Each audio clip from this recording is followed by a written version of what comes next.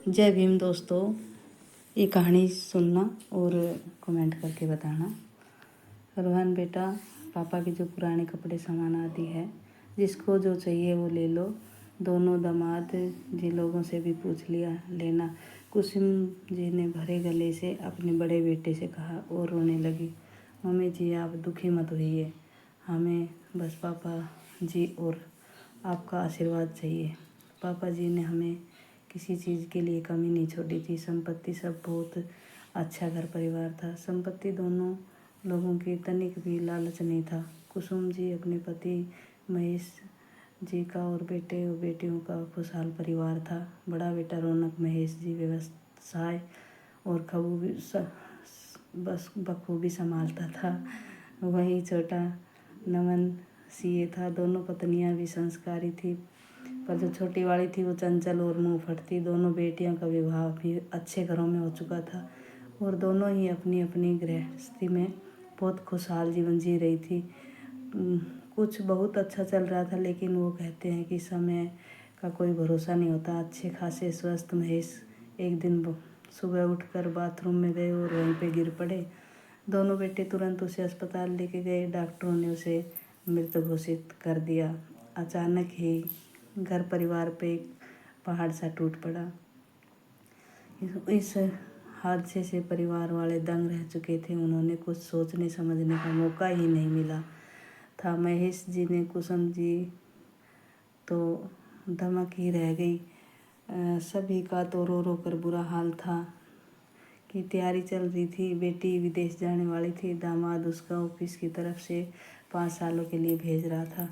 महेश जी भी बड़े खुश थे कि बेटी के साथ हम भी विदेश में घूम आएंगे। और छोटी बेटी उसकी अमेरिका जाने वाली थी। अमेरिका की तैयारी चल रही थी। दामाद जी उनकी ऑफिस की तरफ से 5 सालों के लिए भेज रहे थे।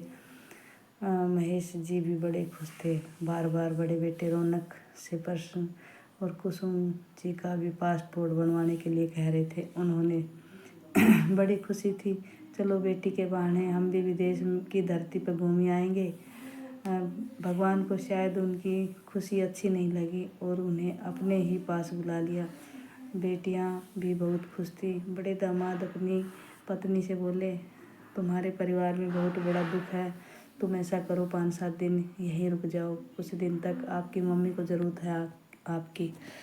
बड़ी बहन कीर्ति को देख के छोटी वाली शिखा भी वहाँ पे रुक गई। खुश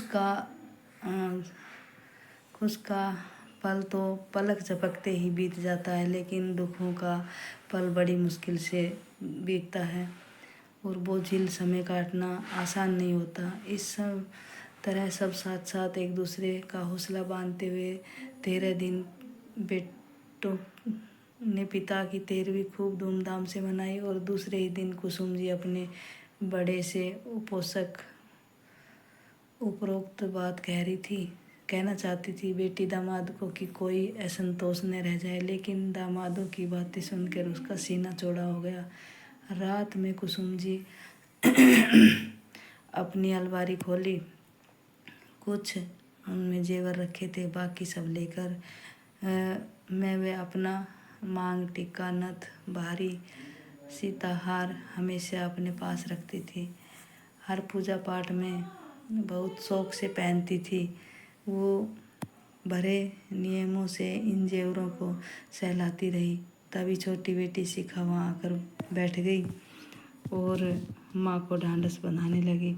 माँ का रानी हार उसे शुरू से ही बहुत पसंद था। वो उस हार को मांगना चाहती थी, लेने का संकोच वश कुछ बोल ना सकी। तभी दोनों भाभियाँ कीर्ति और वहीं आकर बैठ गई। और छोटी बहू जो बहुत चंचल थी वो बोली, माँ जी, ये टीका और नथ तो आपके काम का नहीं रहा और हम दोनों बहुओं को किसे देगी, और ये रानी हार ये किसको दोगी। कुसुम जी कुछ बोलती उससे पहले कीर्ति थोड़ा झिझक कर बोली, शिखा, कुछ तो ख्याल करो। अभी पापा को गए मात्र 14 दिन ही हुए हैं और तुम इस तरह की बातें करने लगी हो। माँ तो वैसे ही इतनी दुखी है इनको संभालने की बजाय तुम ये सब कर रही हो। माफ़ करना दीदी, लेकिन क्या करूं, मुझे माँ जी का ज़रा भी भरोसा नहीं है। पता नहीं क्या क्या उठाकर आप दोनों बहनों को दे देगी। वो छोटी भाभी कितनी छोटी नीयत है, और ये सोचकर आपने तो हद कर दी। शिखा तिरस्कार से बोली, तुम मुझे शांत हो जाओ, ऐसे मत लड़ो। मुझे जब जिसको जो भी देना होगा दूंगी। मेरे ऊपर किसी का कोई प्रेशर नहीं है, नहीं पड़ना चाहिए। कुसुम जी शांत भाव से बोली और अलमारी बंद करके बाहर आंगन में जाकर बैठ गई। शिखा के मन में भी ये भय बैठ गया था कि वो तो हफ्ते भर में चली जाएगी विदेश, और विदेश चली जाएगी। मेरे पीछे से माँ पता नहीं किसको क्या दे देगी। उसे अलमारी की चाबी की जगह पता थी। उसने रात को चुपचाप ही वो रानी हार निकाल लिया और अपने कुर्ते की तह के बीच में छुपा कर रख दिया और अपनी ट्राली लॉक कर दी। निश्चित हो गई। दूसरे दिन सुबह ही दोनों बहनों को निकलना था। नीचे हॉल में ही दोनों बेटियां माँ के साथ सोती थी। तीनों सोने की तैयारी कर रही थी तो छोटी बहू आकर बोली, तुम अभी तक सोई नहीं? कुसुम जी ने कहा, मम्मी जी कल दोनों दीदी लोग चली जाएंगी तो मैंने सोचा आज मैं इन्हीं के साथ सो जाऊं। कुसुम जी और दोनों बहनों को बहुत अच्छा लगा कि भाभी कितना मानती है उनको। कुसुम जी अपनी फोल्डिंग बेड पर अलग सो गई और वो तीनों भाभी और बहन एक बेड पर उल्ट पुल्ट करके लेट गई तो बतियाती रही और सो गई। शिखा को तो 3 घंटे का सफ़र भी बड़ा लंबा लग रहा था। किसी तरह वो कुछ घर पहुँचे और माँ का रानी हार गले पे सजा के देखे। घर पहुँची तो नहाने से बाथरूम की तरफ चली गई। बाहर ड्रेसिंग रूम में उसने अपनी ट्राली रखी और उसे खोलकर वही कुर्ता बाहर खींच के निकाला जिसमें रानी हार छुपा के रखा था, लेकिन रानी हार तो वहाँ था ही नहीं। शिखा पागलों की तरह हर कपड़े को निकाल के देखने लगी कि मैंने कहाँ छुपा के रख दिया। पूरी ट्राली खाली कर गई, लेकिन रानी हार का नामो निशान नहीं था। आखिर कहाँ चला गया? अब ट्राली तो लॉक करके सोई थी, बार बार चेक कर लिया। अपनी रोने की चीख सुन के उसके पति फौरन भागे आए। वो सोचे कि पिता को देख के रो रही है। उसे लगा कि पिता की याद आ रही है। इधर अपना कमरा अंदर से बंद कर छोटी बहू गले में हार सजा के देख रही थी, कभी इधर तो कभी उधर। मुझे बेवकूफ़ समझकर अलमारी मैं उसकी रग रग से वाकिफ़ हूँ।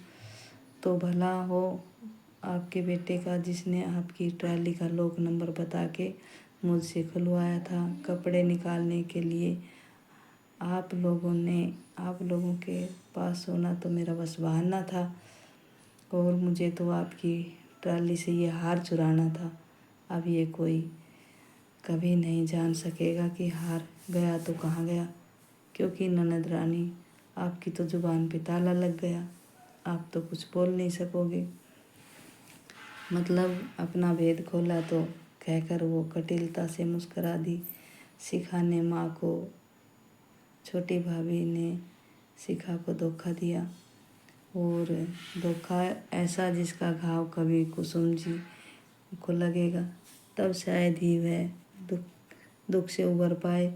शिखा ने खुद ही अपने दिल पर इतना भारी बोझ लाद लिया, अपनी ही माँ को धोखा देने का बोझ। आखिर क्या हाथ आया उसके?